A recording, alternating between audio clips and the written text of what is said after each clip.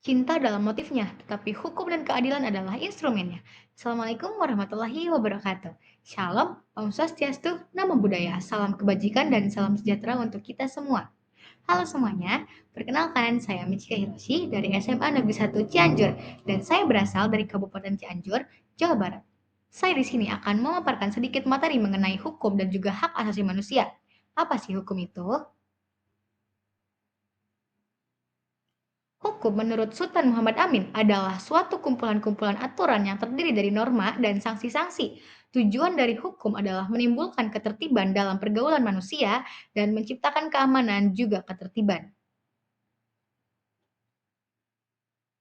Fungsi hukum itu sendiri adalah untuk menjamin keamanan dalam masyarakat dan jaminan pencapaian struktur sosial yang diharapkan oleh masyarakat.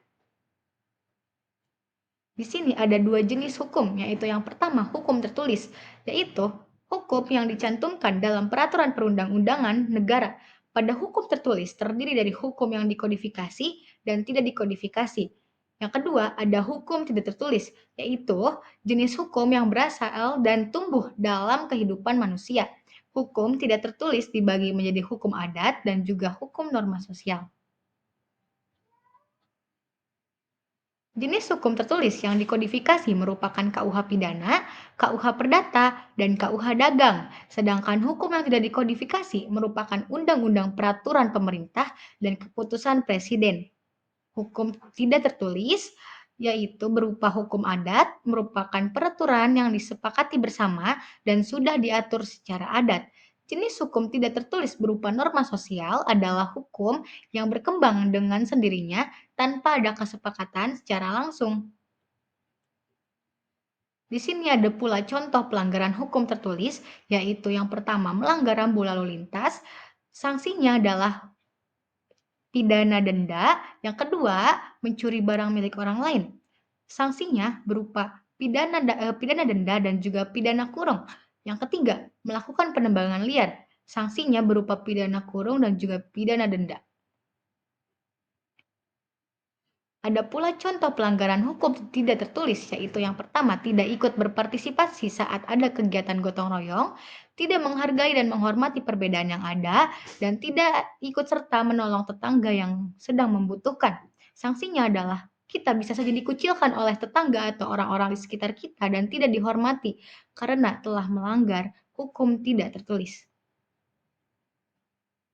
Dari pemaparan tersebut, sudah jelas bahwa hukum sangat dibutuhkan dan berguna bagi setiap orang karena dengan adanya hukum, maka terciptanya keadilan, keamanan, dan ketertiban dalam lingkungan bermasyarakat dan bernegara, mau itu hukum tertulis ataupun tidak tertulis. Masuk ke dalam materi hak asasi manusia yaitu hak yang melekat pada manusia sebagai anugerah Tuhan yang wajib dihormati, dijunjung tinggi, dan dihormati oleh negara, hukum dan juga semua orang. Hak asasi manusia bersifat kodrati, artinya hak asasi manusia adalah hak yang menjadi kodrat manusia. Pengertian tersebut sama halnya berbunyi di Undang-Undang Hak Asasi Manusia pada Pasal 1 Ayat 1 Nomor 39 Tahun 1999.